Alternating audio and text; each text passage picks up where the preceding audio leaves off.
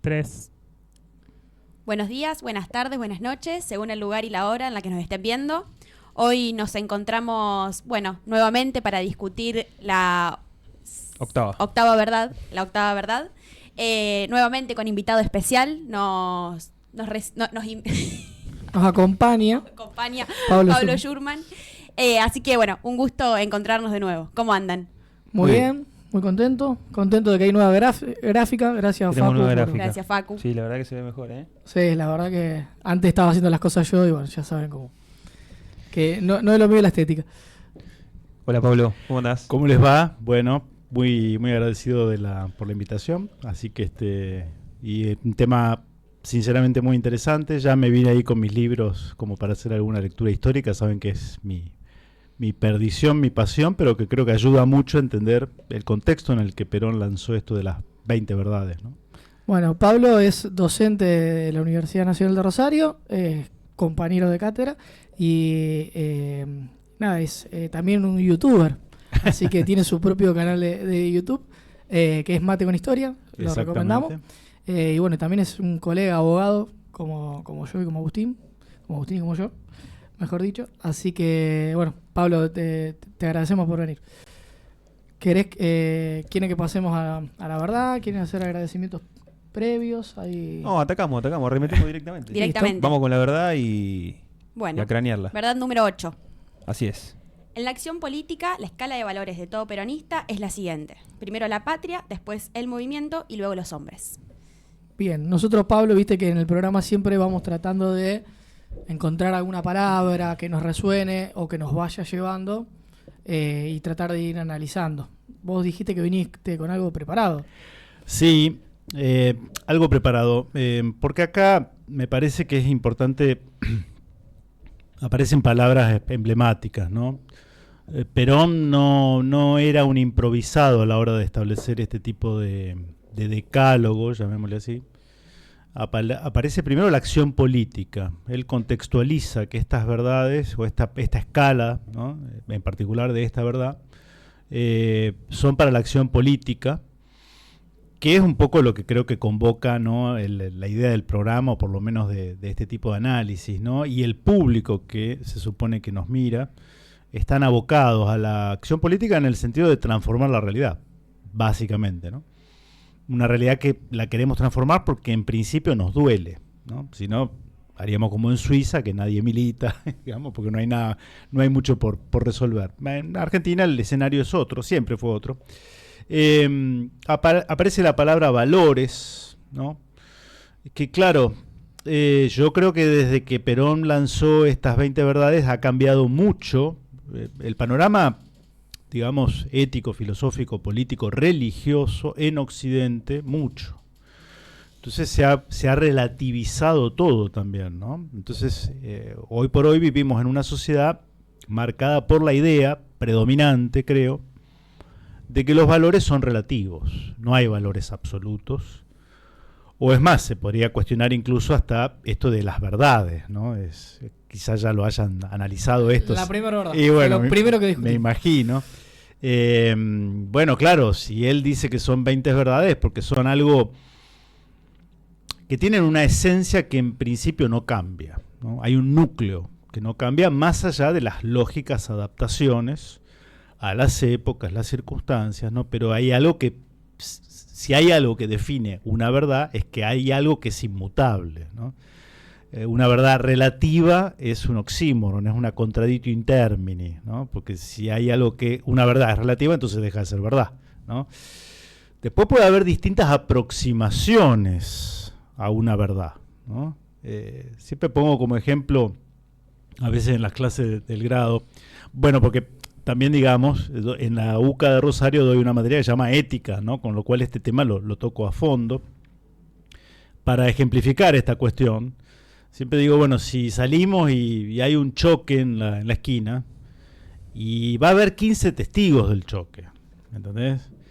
Va a estar el que lo vio en vivo y en directo a 3 metros, el testigo que salió y se asomó por la ventana cuando escuchó el estruendo, va a haber testigos falsos, plantados, va a haber, en fin.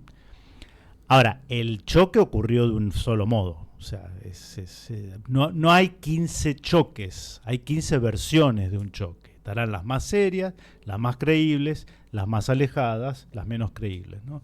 Entonces esto para poner un poquito en contexto. Y después aparecen tres conceptos que creo que todos los que venimos del peronismo, bueno, yo el otro día cuando estuve con la gente de Cabaret Voltaire, dije que al peronismo hay que darle como opción electoral, hago esta digresión, cristiana sepultura. Yo creo que ya cumplió un ciclo que está agotado. Y declaré en ese momento, en ese programa, que yo más que peronista soy movimentista, ¿no? Entonces acá aparecen dos palabras o tres palabras que son importantes: patria, movimiento y los hombres, las personas. No pone en esta verdad Perón la palabra partido. No, claro. Podría haber puesto el Partido Laborista o el Partido Justicialista, en fin, fue cambiando de nombre, ¿no? No, él utiliza la palabra movimiento, ¿no? Entonces, bueno, y claramente establece una jerarquía, ¿no? Primero la patria. Más allá de que uno sea peronista o no, creyente o no, norteño, provinciano, porteño, después el movimiento y por último cada uno de nosotros, ¿no?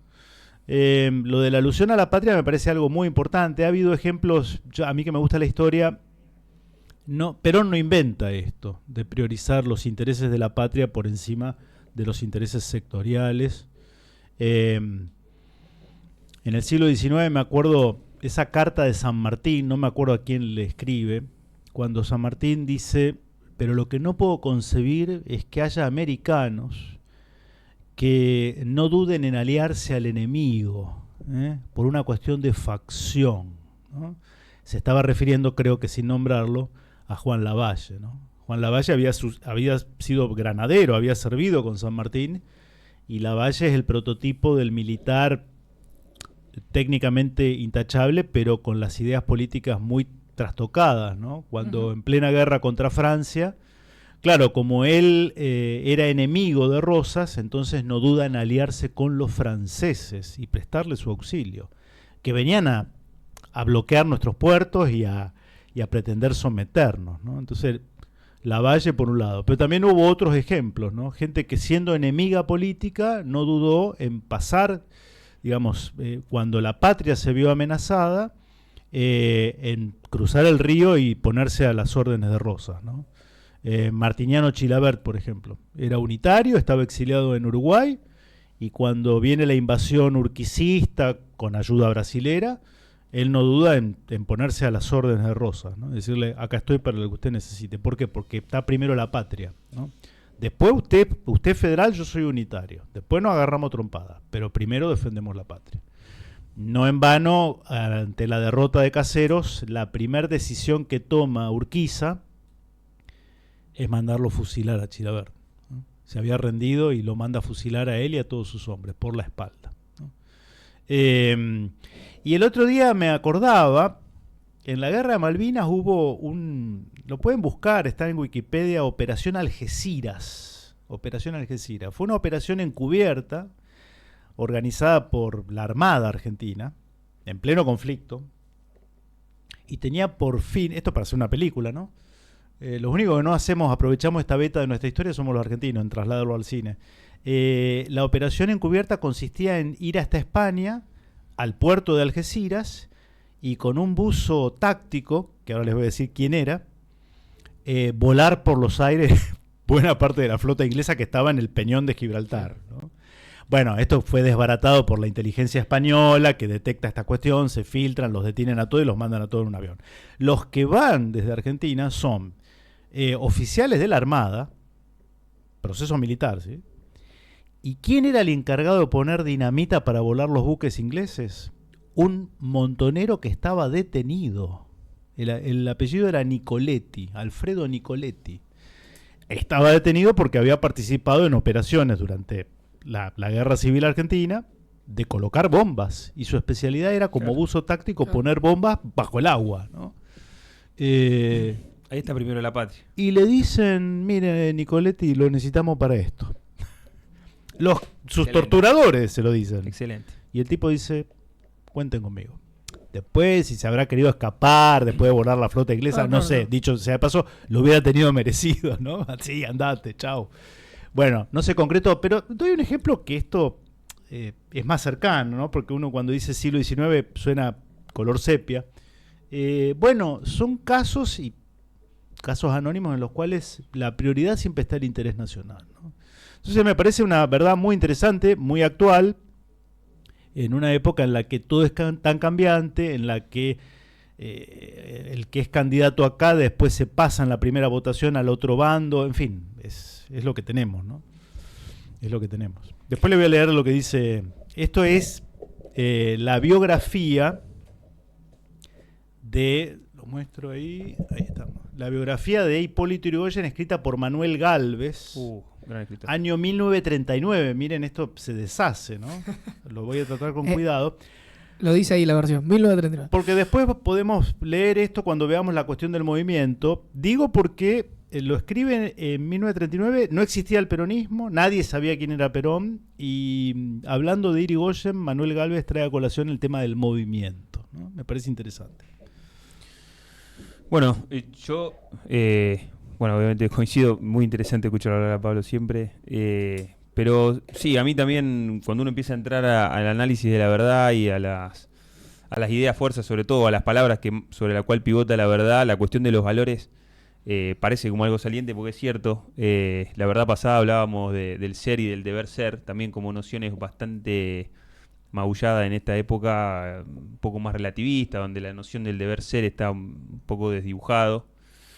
Y bueno, ni hablar del tema de los valores, ¿no? Y de todas formas, cuando luego, bueno, primero la existencia de valores, o sea, fija la noción de que hay ciertos principios que guían una forma, principios universales que guían la forma de actuar, de pensar, cómo debemos que comportarlos, cómo tienen que comportarse las personas de manera individual y el movimiento en general.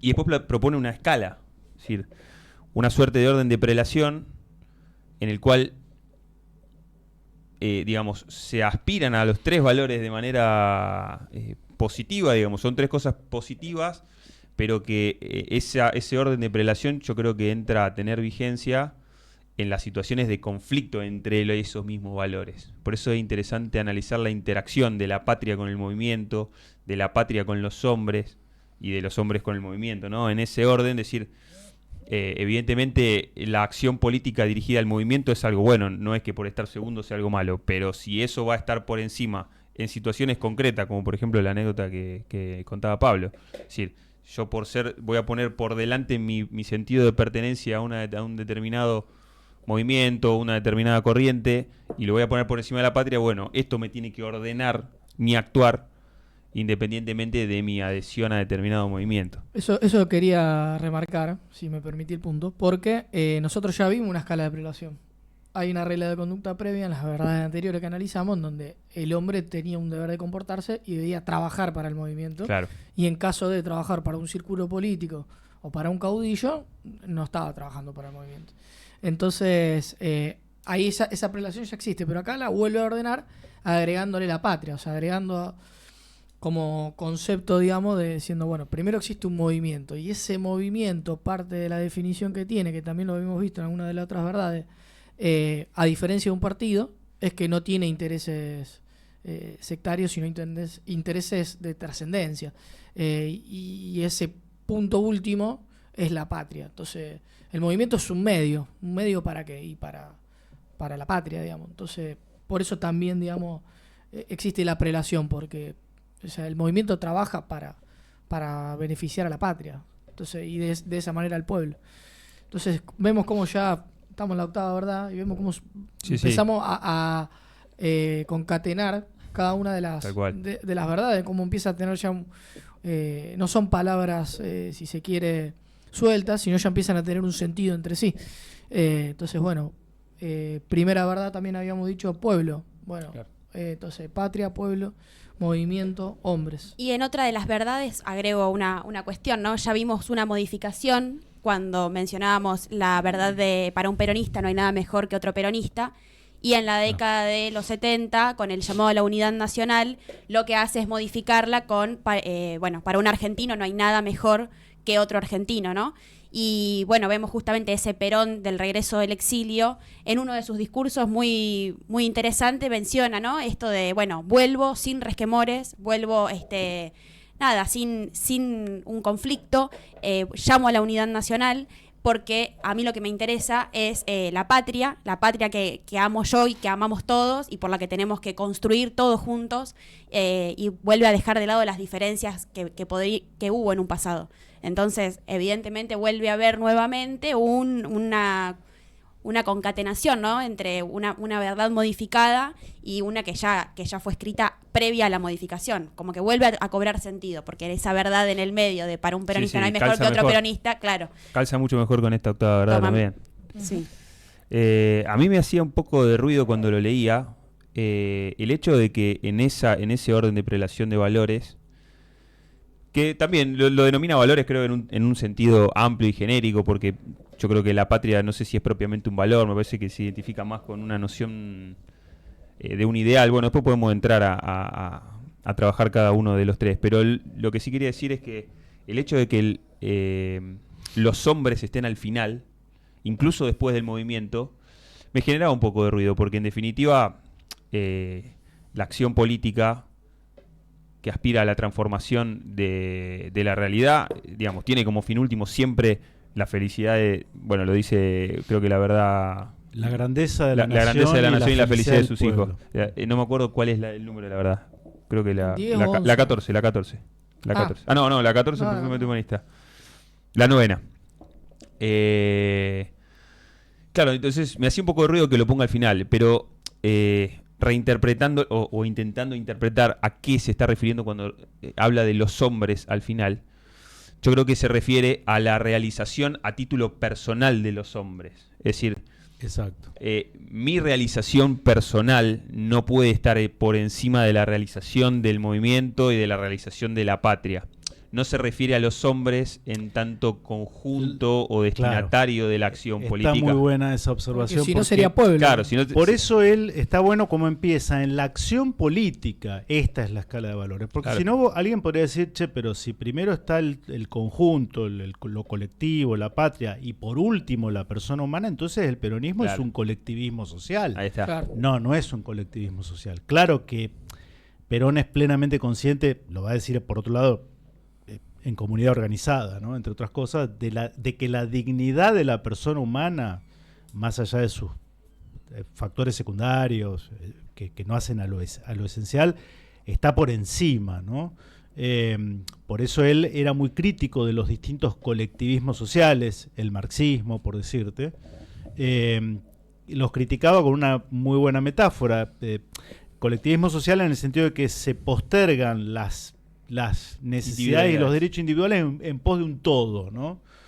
En el marxismo la clase social, en el nacionalsocialismo la raza, en el fascismo italiano el Estado, en fin, son colectivismos. Perón dice, la suma de ceros da siempre cero. O sea, vos pretendés construir un todo anulando a la persona, es la suma de ceros, termina dando cero, ¿no?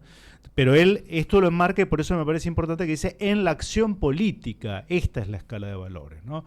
Y lo que vos decías, desprenderse de las apetencias y de los cargos y de las preeminencias y de los honores a título personal, bueno, es lo que nosotros reverenciamos cuando rendimos honor y homenaje a los próceres del siglo XIX, ¿no?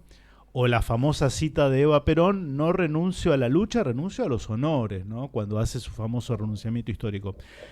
Les quería traer a colación lo que dice Manuel Gálvez. Tomen nota, porque a veces en tono crítico se dice del peronismo, no, bueno, lo que pasa es que como Perón lo define como un movimiento, ahí entra todo, ¿no? Como diciendo, movimiento es una licuadora. Ahí hoy podemos hacer esto, mañana podemos hacer lo otro. No ese es el concepto de movimiento. No es esa la idea. Y para ello no lo cito a Perón, lo cito a Manuel Gálvez, que en 1939, hablando de Irigoyen, dice lo siguiente. De Irigoyen, escuchen los amigos radicales irigoyenistas, los otros no. Pero los irigoyenistas capaz que tenemos más... No, capaz no. Tenemos mucho más. Debiéramos tener cabida. ¿Qué es la Unión Cívica Radical? No un partido, sino un movimiento. Una unión realizada para fines generales y comunes, de modo que en ella las creencias diversas, ahora vamos a detenernos también en eso, no solo caben, sino que le dan su verdadera significación. No tiene ideas concretas ni programa. El radicalismo fue eso, el peronismo es distinto, peronismo, sí. Tiene una doctrina, por escrito, ¿eh? No debe tenerlos, es su pensamiento puramente genérico e institucional. Por eso, dice Gálvez, Hipólito Yrigoyen durante 43 años, hasta el día de su muerte, no dirá nunca, ni por distracción, el Partido Radical. Digo porque los radicales... Son los reyes del partido. Esto muestra mejor que nada la asombrosa unidad en la vida de este hombre, su fidelidad a ciertas ideas y principios. Todo el mundo, incluso los que lo rodean, hablan del Partido Radical. Él dice siempre, todos los días, 1000 veces por día, durante 43 años, la Unión Cívica Radical. Porque a su juicio no es un partido, sino un movimiento que se confunde con la nación misma. 1939. No existía, nadie sabía quién era Perón, no existía el peronismo. Y ya estaba la idea de que había un movimiento nacional. Yo creo que Gálvez, interpretando a Yrigoyen, es consciente de que en la Argentina, en la historia argentina, hay dos Argentinas enfrentadas. Una línea colonial, para usufructo de unos pocos, que admiten el indigno rol de ser gerentes de la factoría y llevar su tajada, y una línea nacional, una Argentina nacional con vocación de liberación y de dignificación. Rosas y los caudillos federales a mediados del siglo XIX, el radicalismo irigoyenista, no el alvearismo, y lo que vino después, y Juan Domingo Perón en 1945-46. Entonces, la idea de movimiento no es que ahí da lo mismo cualquier cosa, no, te marca la idea de un movimiento en esa lucha civil aún inconclusa, en el que se enfrentan dos modelos de organización, dos modelos de país. Y Perón lo va a vivir también esto en el 45-46, cuando él quiere, rumbo a las elecciones, generar, por eso el nombre es Partido Laborista, después lo va a explicar, no sabíamos ni qué nombre ponerle, porque eso en definitiva no era lo importante. Y en ese primer peronismo de 1946 va a haber socialistas, muchos radicales, irigoyenistas, claro, porque ven que este teniente coronel levanta las mismas banderas que levantaba el viejo caudillo, ¿no? Ya muerto. Va a haber conservadores, en fin, esto que decía Gálvez, no es una cosa monocorde, monocromática desde el vamos, es una cosa mucho más amplia, siempre y cuando estemos dispuestos a afirmar acá que queremos tener soberanía política, justicia social, independencia económica, ¿no? Como los grandes anhelos, y es lo que después él va a utilizar en esa frase, que ahora algunos dirían sería el nacionalismo de inclusión, parafraseando a Guillermo Moreno, la grandeza de la patria, pero no solo eso, la felicidad de su pueblo también, ¿no? Entonces me parecía interesante lo del movimiento, porque si no a veces lo confunden los antiperonistas que le dan una característica como medio payasesca, medio circense, bueno, da lo mismo cualquier cosa, no pasa por ahí. Y también me parece que se confunde desde el propio peronismo, ¿no? Movimiento no es sino insertar a la expresión política en esa línea que tiene banderas muy claras, ¿no? Sí, lo hemos tratado bastante el tema del movimiento y obviamente que no lo hemos agotado, pero es muy interesante. Sobre todo, claro, porque muchas veces se cae en confundir al movimiento o reducir al movimiento en su expresión política, que puede ser un frente electoral, un partido, pero que tiene, digamos, el hecho de... Estaba bueno lo que vos decías al principio, como uno a veces, justamente por esa confusión que se da, cuesta nombrarte como peronista, porque decís... yo lo tengo claro, pero no sé si el resto tiene tan claro a qué me estoy refiriendo cuando digo me considero peronista, que tiene más que ver con un sentir de formar parte de un movimiento y quizá no tener o no verse reflejado en la expresión política de ese movimiento de manera circunstancial o en una coyuntura electoral. Incluso digamos, puede ser una de las expresiones o uno de los modos de participación del movimiento, la militancia, puede no serlo, puede ser el ámbito cultural, puede ser el ámbito educativo, puede ser el ámbito laboral, puede ser el ámbito incluso empresarial, porque es algo que atraviesa, digamos, por cómo está pensada la doctrina peronista, creo que atraviesa un montón de dimensiones de la vida de los hombres. En este caso se focaliza en la acción política, que tampoco necesariamente tiene que centrarse en cuestiones vinculadas a lo estrictamente electoral o a la... Si bien la acción política tiene que ver con la concentración de poder, pero no necesariamente desde el plano de la expresión estrictamente a los fines de una candidatura, a los fines de una electoral. participación en la política partidaria. Sí, coincido. Y a mí me da la sensación de que esto que decís, Pablo, a veces escuchamos muchas veces esto de pragmatismo, como si fuera movimiento que es, bueno, también en su faceta más, digamos, podríamos decir de la palabra de poder mover o virar para un lado y para otro.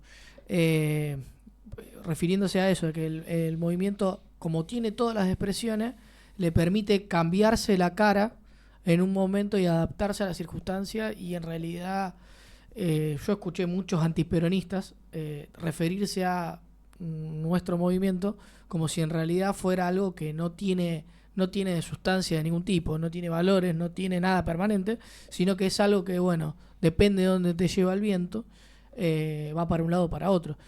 Obviamente en la historia de nuestro movimiento hubo liderazgos que tuvo la parte política que pueden hacer pensar de esa manera, porque, no sé, podemos decir, los sismos post-peronismo, de Claro. Menem, de Cristina, etcétera, tuvieron, digamos, contradicciones fuertes con muchos de ellos, entre sí mismos y con la doctrina. Entonces, como que, bueno, eso me gusta también rescatarlo, es decir, el antiperonismo va a querer hacer del movimiento, tratarlo de algo, de bajarlo y ponerlo desde ese lugar en contradicción.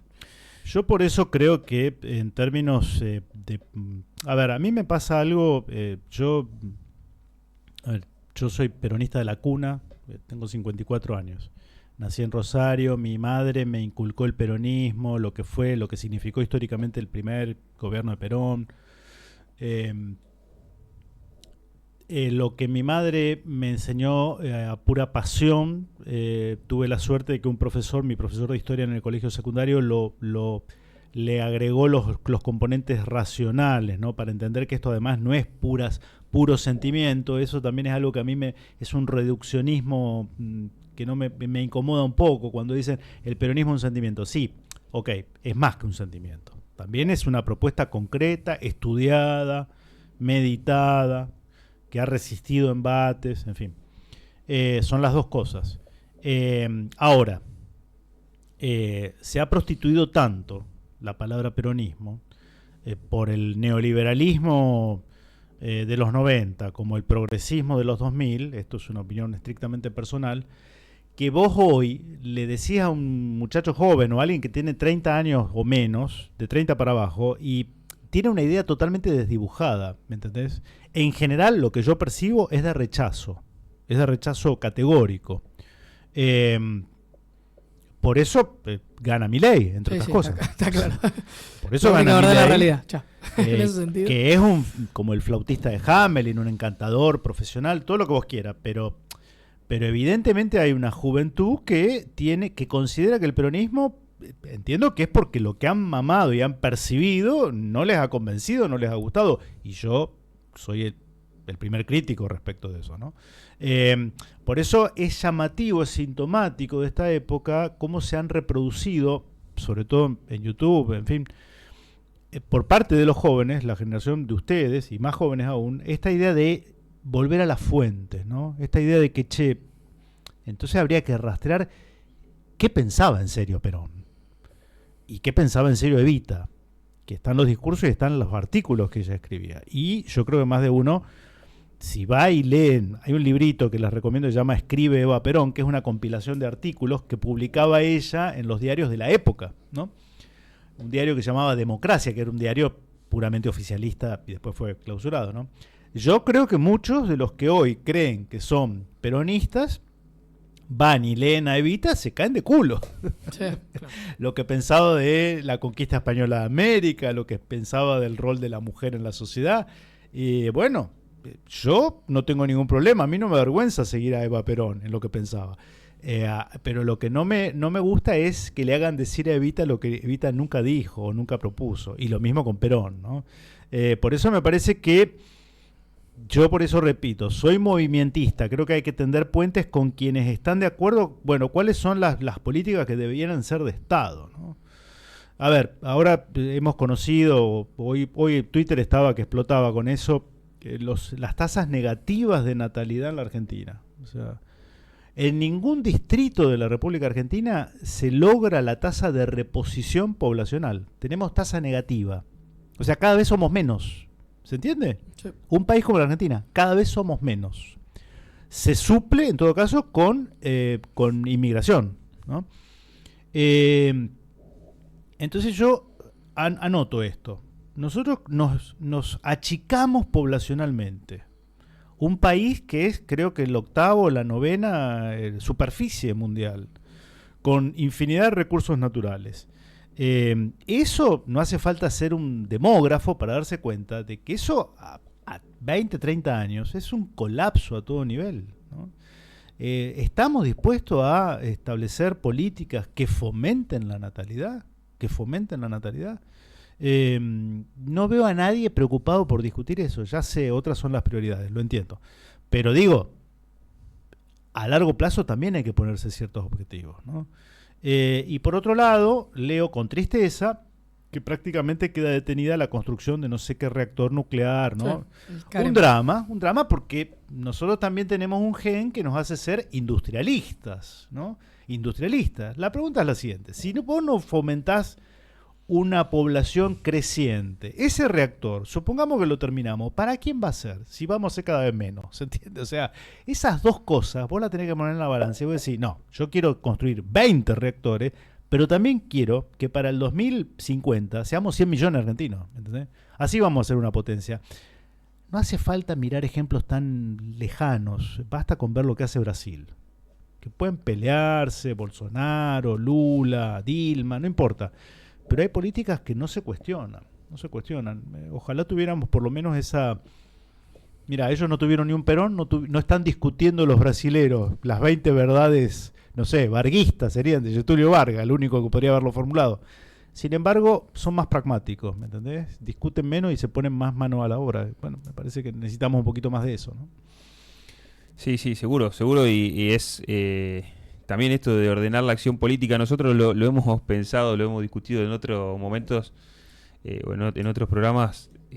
Bueno, si realmente vale la pena discutir tanto, o si tenemos que profundizar, digamos, ¿en qué momento estamos? Estamos en un momento en el cual tenemos que profundizar el debate, tenemos que justamente formar, digamos, pavimentar ese camino de retorno a las ideas fuente que concibieron al peronismo, con este viraje que está dando el peronismo, que ya es en medio trending topic, Dios, patria y familia, es como que el peronismo está pegando esa curva, pero digo, es momento de ponerse a debatir con mayor profundidad, de llegar a lo profundo de las ideas, o es un momento de ponerse más pragmáticos y decir, bueno, che, quizás sea el momento de definitivamente no discutir más, ponernos a trabajar, decir, bueno, lo que es bueno, lo que es malo, dejemos de llamar o dejemos de utilizar referencias o estructuras que justamente por el nivel de penetración ideológica que han tenido, yo coincido plenamente, por el neoliberalismo en los 90 y por el progresismo en los 2000, ya perdió la forma, es decir, ya no sabemos bien qué es, y bueno, es decir, está lo suficiente, el auto está para arreglarlo o le damos destrucción total y directamente lo cambiamos por uno nuevo. Estamos, me parece, en ese momento, ¿no? Yo creo que tengo mi experiencia militante es que desde yo arranqué a militar a los 17 años, para quien me conoce ya lo saben, pero la verdad que desde ese momento hasta ahora, el discurso predominante de la dirigencia peronista es, bueno, no es momento para discutir porque siempre viene algo peor. Y la verdad es que estamos cada vez peor como movimiento, estamos cada vez peor como patria, cada vez la clase política es peor y cada vez los presidentes son peores. Entonces, creo que no, que es momento de dar vuelta al juego, como dice Maurito Pietro Darchi, un amigo, y le mando un saludo. Y bueno, pensarlo desde otra manera, yo creo que no. Bueno, por eso queremos hacer esto un poco. Sí, no, evidentemente si estamos acá es porque ya un poco la respuesta viene implícita en la actividad que estamos desarrollando. A lo mejor la solución, el otro día lo decía, lo repito, porque aparte esto fue un tema que lo hice en el canal de YouTube que está Mates con Historia, básicamente son temas históricos, pero cuando Milei gana en segunda vuelta hice un programa, porque me lo habían pedido, entonces bueno, analicé el fenómeno de la irrupción de Milei, ¿no? Pero en realidad el programa, algunos no lo entendieron, era más para pegarle al peronismo. Por dejarla servida en bandeja, ¿se entiende? Esa fue mi motivación in pectore, ¿eh?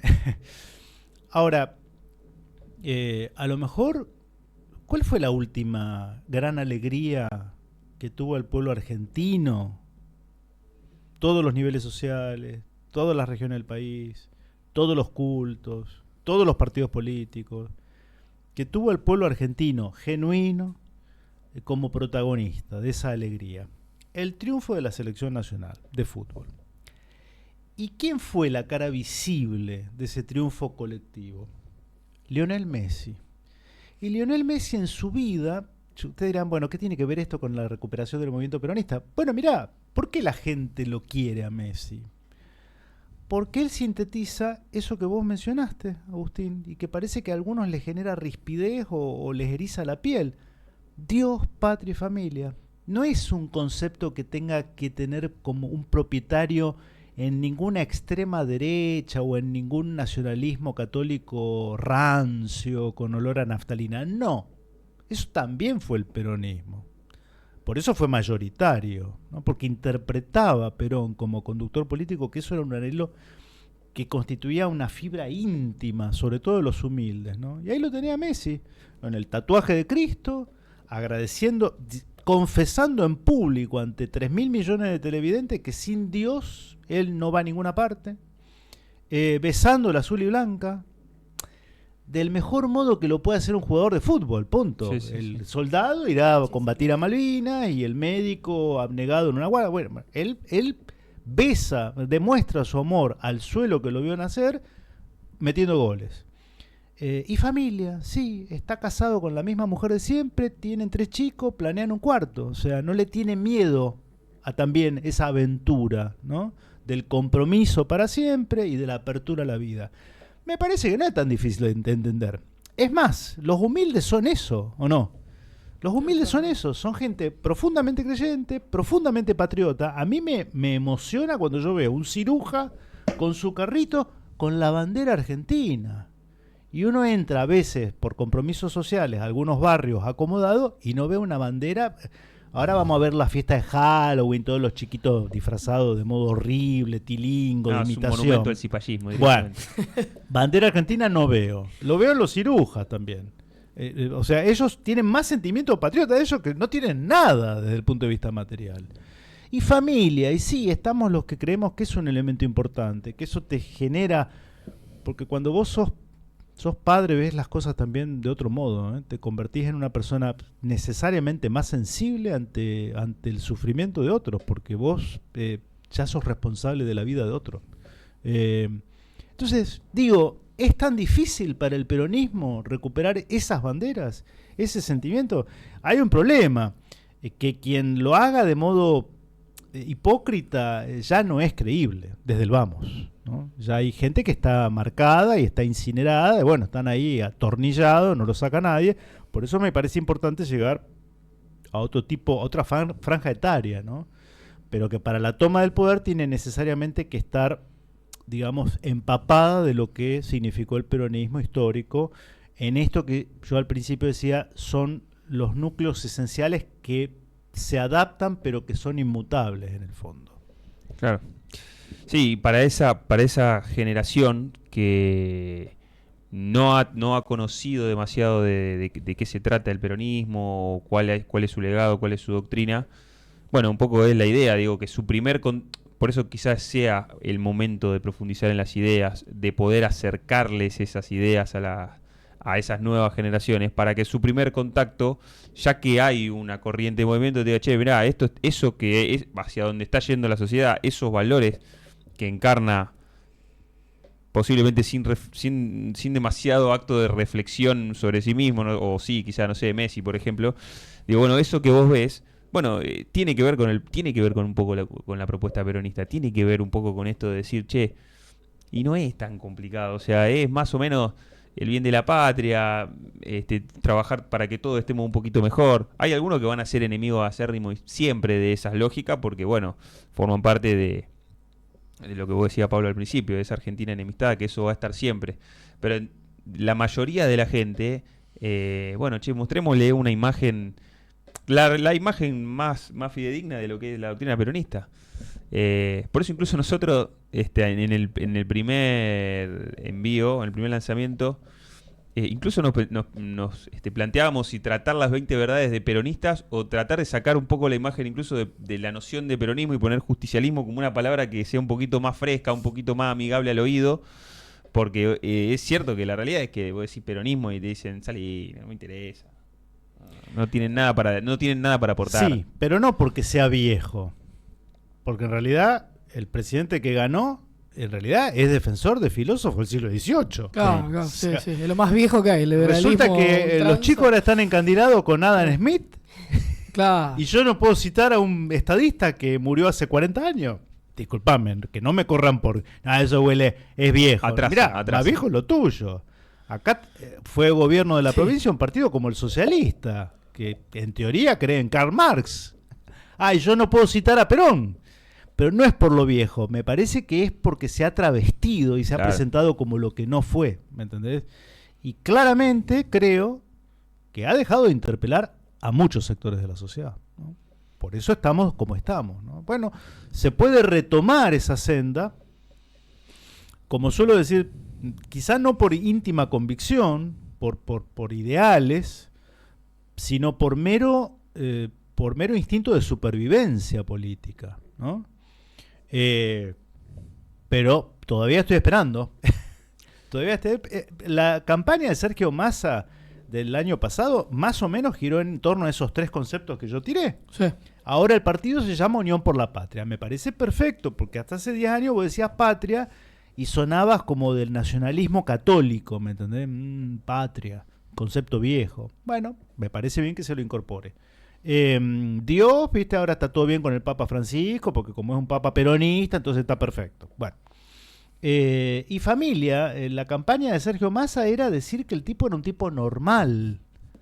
¿Me entendés? O sea, está casado con una mujer, tiene hijos, no como el otro que es lo más normal. Que no está casado, que escucha a los perros, que le gusta la hermana, qué sé yo.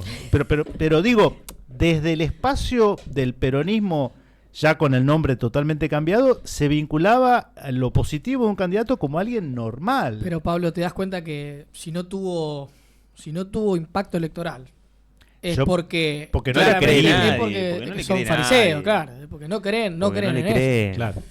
Entonces, blanqueado. Pero bueno, yo me quedé pensando en la metáfora, quiero decir algo, una pavada lo voy a decir, pero bueno, yo me quedé pensando en la metáfora de que nosotros tenemos una escala de valor en esto, y en el fútbol, volviendo a lo anterior, hay una escala que se discutió bastante entre qué preferís, si ganar un mundial o ganar la Libertadores para tu equipo. Y creo que está vinculado con esta verdad, porque de alguna manera tiene que ver con el interés un poco más mezquino, con la felicidad, digamos, más que te puede tocar a vos más personal, pero que si vos la compartís con todos se diglute un poco, porque yo, no sé, para mí fue increíble ganar el mundial. Fue una experiencia, incluso en un momento pensé que dije, che, esto no se puede ganar, esto es imposible.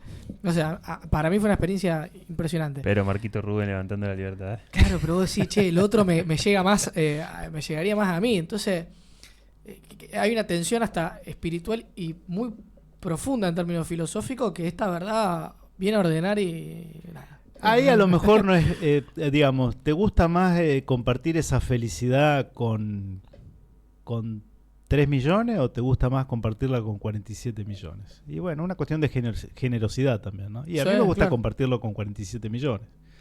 Pero por eso mi felicidad parcial, por otro lado, que existe y es válida y es legítima, cede ante la felicidad colectiva. Si no, entonces no somos una nación de hermanos, sino un montón de átomos individualistas. Reconozcámoslo, empecemos por ahí.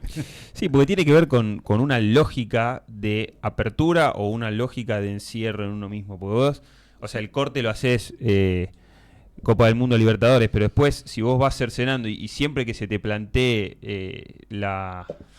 el conflicto, digamos, entre apoyar a algo que es para el bien de todo o apoyar para lo que es para el bien tuyo, vas diseccionando cada vez más y terminás totalmente encerrado en tu propio individuo, en tu propia individualidad. Un camino al individualismo. Es un camino hacia el individualismo. O sea, en lo concreto está bien, sí, yo también quiero ser, yo quiero las dos cosas, que de hecho, por ejemplo, como podrían ser las dos cosas, porque no es que una suplante a la otra. O sea, no habría en ese caso, por ejemplo, una situación de conflicto específico.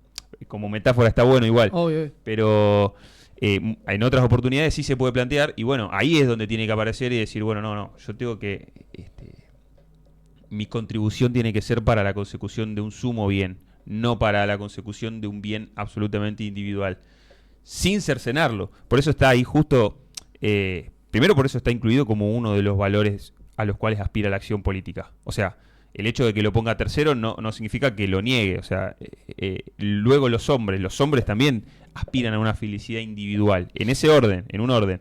No queda cercenado como en las propuestas colectivistas, de la cual es acusada el peronismo de propuesta colectivista. En una batahola de decir cualquier cosa se le dice, bueno, está bien, no lo habrán leído.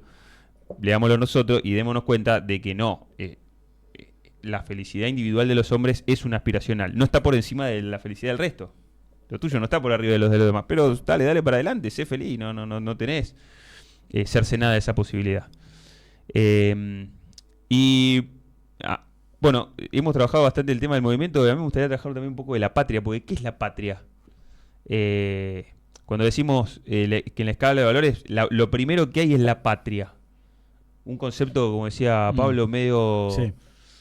Raro, que a veces se interpreta con determinadas expresiones medio chauvinistas. ¿Qué es la patria? Y mirándolo, ¿no? Desde de abajo para arriba, vemos prácticamente un orden teleológico, ¿no? Donde la patria podría ser el fin último y lo trascendental. Si partimos desde el hombre, ¿no? Y luego ponemos al movimiento, que podría funcionar como un nexo de alguna manera entre el hombre y la patria. Bueno, para el peronismo la patria es ese lugar de realización del hombre, donde vos te realizás con otros realizándose y es como que evidentemente, ¿no? Hay un orden, mirándolo desde arriba para abajo o desde abajo para arriba, hay una consecución y por eso, como mencionaba Agustín antes, no es que una idea anula la otra, sino que evidentemente se complementan. Perón tiene una frase en una entrevista que le hacen cuando él estaba en el exilio, son esas entrevistas que le hacía Leonardo Fabio, en fin. Pino Solanas. Claro, Pino Solanas. Él critica, por ejemplo, la idea de patria de la generación del 80, llamémosle así. Dice, la patria no son los campos, las vacas, ¿no? Son nuestros hermanos. O sea, él vincula en esa frase al menos la idea de patria con una idea de hermandad, de vínculo humano, ¿no? De vínculo humano. Creo que, porque en el siglo XIX hay dos ideas de patria. La patria de Moreno, la patria de Rivadavia, la patria de Esteban Echeverría, vinculada a la patria. Hay una frase de Esteban Echeverría que está en el monumento. Hay un monumento ahí cuando empieza la calle Florida en Buenos Aires, frente a la Plaza San Martín, ¿no? Sí. Hay un monumento a Esteban Echeverría y citan una frase de él que es muy emblemática porque dice, para mal, ¿no? Dice, la patria no se vincula con la tierra en la que nacen los hombres, sino que tiene que ver con el libre ejercicio de los derechos ciudadanos, dice Esteban Echeverría. Por eso los pueblos sometidos al despotismo no tienen patria, ¿no? Entonces ahí queda la idea, Porque puedo decir, bueno, pues está bien lo que dice, sí, pero queda como que la patria son las instituciones, ¿me entendés? Y los federales entendían la patria de otro modo, ¿no? La patria es el suelo, es la tierra en donde nacimos y es donde nos desarrollamos como persona. Creo que es Chesterton que tiene también una frase vinculada con la idea de patriotismo, no del chauvinismo, no del nacionalismo, que dice Chesterton: cuando un soldado va a la guerra, al frente de batalla, lo que lo motiva a ir a entregar su vida y a matar, no es el odio al soldado de enfrente, sino el amor por todo lo que él deja a sus espaldas. ¿Se entiende? O sea, el soldado va a la guerra no por odio a quien tiene que eventualmente matar, como deber patriótico, sino por amor a todo lo que dejo atrás. ¿Qué es lo que dejo atrás? ¿Qué es lo que deja un soldado? Bueno, mi familia, mis hijos, mis padres, mis héroes, mi tierra, mis tradiciones, mi fe, en fin, ese es el conjunto de patria. Entonces, yo creo que Perón, la idea de patria que maneja es claramente la idea vinculada a todo este acervo, este patrimonio que nos confiere una idiosincrasia, un núcleo identitario que es propio, que nos hace ser lo que somos y nos hace distinguirnos de otros, ¿no? Claro, cuando vos consideras que la patria es lo institucional, entonces, bueno, estás viendo una superficie institucional que tiene valores, pero que no tienen que ver con la defensa de la patria, ¿no? Pero bueno, yo me remito a esos ejemplos que di al comienzo, gente que ha dicho, no, mirá, si atacan a los míos, yo puedo pelearme con quien esté. Bueno, Malvinas, ¿por qué lo vemos como una gesta? Porque los soldados sabían que a quien iban a combatir no era un tipo que lo estaba enfrentando a Galtieri o a la Junta. No, era nuestro enemigo histórico, ¿me entendés? Que Galtieri y la Junta fueran unos impresentables, eso es otra cuestión. Después lo vamos a decidir nosotros adentro. Puerta adentro lo decidimos. Si podemos lo rajamos a patada. ¿Por qué eran un gobierno ilegítimo? Dictatorial, claro que sí. Bueno, por eso se entiende que la CGT está bancando. Claro, a las 3 días de que lo reprimieron, la CGT banca. No lo banca Galtieri. Banca la gesta de la cual Galtieri es un instrumento circunstancial el 2 de abril de 1982. Sí, esa confusión de la patria con lo institucional, claro, evidentemente es un error, incluso la consideración de lo institucional reflejado en uno de los elementos que componen al Estado, que también se distingue de la patria, que en todo caso será el gobierno o las instituciones que lo conforman. Pero sí, la patria tiene una noción mucho más vinculada a eso, a la cultura, a la tradición, a los orígenes, bueno, incluso la etimología de la palabra patria, que viene de la noción de tierra de los padres, que tiene que ver también con un rito de, bueno, este es el lugar donde nosotros vamos a desarrollar nuestra vida y la felicidad de nuestro pueblo. Este es el espacio físico, pero no solamente lo físico, sino también esa valoración intangible de lo cultural, de la tradición, de lo eterno, de lo que me es propio, de lo que quiero defender, y ese sentido de pertenencia en un espacio donde nos realizamos de manera conjunta, colectiva. Claro, defender o sostener esta noción de patria en un mundo que lo que propone es una cosa distinta, es una globalización, bueno, ahora somos ciudadanos del mundo, no tenemos un anclaje en nuestro lugar de origen, un sentido de pertenencia. Bueno, ni hablar del cipallismo histórico, que eso siempre estuvo, que se nutre de lo que la patria da y no le devuelve nada, pero a nivel cultural yo creo que es un valor a rescatar, e incluso también me parece que también tiene un componente de cierto ideal, de cierto lugar aspiracional.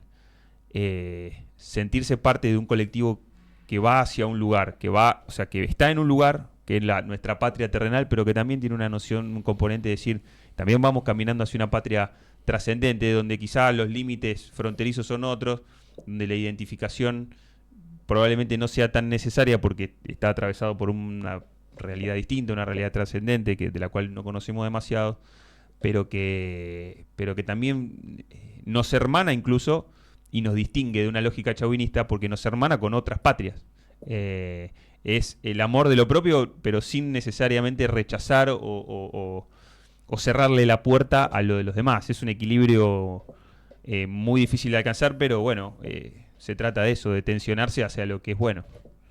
Y en términos políticos también, con esto que decía, que se ve lo institucional, ¿no? Esto que marca Pablo a lo largo de la historia, desde Esteban Echeverría a confundir la patria con las instituciones, que sucedió mucho, no sé, la marcha por lo judicial y a veces termina siendo, bueno, está en peligro la patria por pensarnos una reforma que tenga que ver con lo institucional, también con los sectores muy, muy presentes. O sea, la patria no es nunca un solo sector. Y esto lo recordaba pensándolo, no sé, por ejemplo, el conflicto del agropecuario en el año 2008, de la identificación de un cierto sector con banderas argentinas, cuando decía, bueno, no sé, una discusión que tiene un sector con, a lo sumo, la política, pero un sector nunca es la patria. Digamos, eso es decir, eso sería la batalla cultural ganada por parte de ese sector, pero no es, no puede ser nunca, un sector no puede ser nunca sinónimo de patria. Entonces ahí también me parece un punto para poner. Bueno, no sé si tenemos alguna, estamos ya más o menos en hora. Sí. Estamos en hora para... Si cumplimos con vos. Pero gracias por poner estos temas sobre la mesa. Me parece que es importante que los jóvenes los discutan. De mi parte, como última observación, porque el otro día pensaba, digo, voy a tener que hablar de esto, digo, esto es actual. La realidad de hoy da para estos conceptos, esta escala de valores, esta jerarquía que puso Perón. Y digo, sí, porque la patria, en realidad hoy el mundo, como dijo, esto lo dijo, no se asusten, lo dijo Trump cuando siendo presidente, fue a la Asamblea de las Naciones Unidas, ¿no? Que dijo de ese modo tan como es él, ¿no? El mundo se divide entre globalistas y patriotas, y el futuro será de los patriotas, dijo eso Trump, ¿no? Compro, me parece bien. No, o sea, Estados Unidos se lo tiene clarísimo. ¿Estás con el globalismo y su agenda o estás con la defensa de los intereses de tu patria, tu idiosincrasia, etcétera? Movimiento, volviendo a mi concepto de dos movimientos o dos Argentinas, el movimiento nacional está huérfano de conducción desde hace mucho tiempo, trasciende, creo que es un error pretender colorearlo con colores político-partidarios de categorías que a mi modo de ver están ya vetustas, han sido superadas por la realidad, con todo el dolor del mundo que para mí significa, habiendo nacido en una cuna peronista, etcétera, pero la realidad es que Perón murió hace 50 años y los que vinieron detrás de él proclamándose o autopercibiéndose sus herederos lo han traicionado o no han estado a la altura, no han sido ni la sombra. Y la persona, los hombres, Perón utiliza ese término, diríamos persona, ¿no? Está fuertemente, bajo un fuerte asedio el concepto de persona humana, ¿no? Al punto tal que hoy el discurso globalista, no es casualidad, ataca bajo la línea de flotación tratando de destruir su último núcleo identitario de la persona. Saber si soy un hombre o una mujer, ¿no? Ese era el último núcleo que me quedaba, porque ya no quedan las ideas religiosas, han sido horadados los conceptos en los vínculos sindicales, profesionales, laborales, patrióticos, pero por lo menos hasta hace relativamente poco la persona sabía que era varón o mujer y en base a eso construía su identidad y su existencia y su vivencia personal. Hoy notamos también claramente, ¿no? El que no lo quiere ver así es porque es un ciego o un cómplice de ese discurso, se cuestiona incluso hasta la misma idea de persona humana. Por tanto, sí, me parece que aquello que esbozó Perón hace 80 años está más vigente que nunca, y hay que tomar partido, ¿eh? O estás de un lado o estás del otro. Y es así. Muy bueno, Pablo. Muchísimas gracias por venir. Pablo. Sobre todo por esa última locución. Sí. Políticamente incorrecta, pero absolutamente verdadera. Es parte de mi ADN lo políticamente incorrecto. Si no, no vendría o no hablaría, me quedaría en casa leyendo. Es que ahí está lo interesante. Por eso ahí está lo interesante. Ahí está la riqueza. Les agradezco el espacio y los felicito, la verdad. Muy buena idea, muy buena idea. Casi que me convence de que el peronismo tiene vida todavía. Entonces. Ojo que por ahí todavía está tibio, por ahí si le hacemos RCP. Bien, no sé. Sí, puede ser esta una llamita. Final abierto. Que quede encendida. Bueno, muchas gracias a todos por venir. Por acompañarnos del otro lado. Gracias. Nos vemos el próximo capítulo. Nos vemos el próximo. Chao. Uy, esto te liquida la oreja, ¿no? Sí, la verdad que aprieta. Bueno, chicos, ¿les van a levantar el programa? No, si se han dicho cosas peores. se dieran muchas peores. Hemos dicho cada cosa. Pero vos sabés que es un tema. Sí, por supuesto que viste, estas cosas son muy opinables.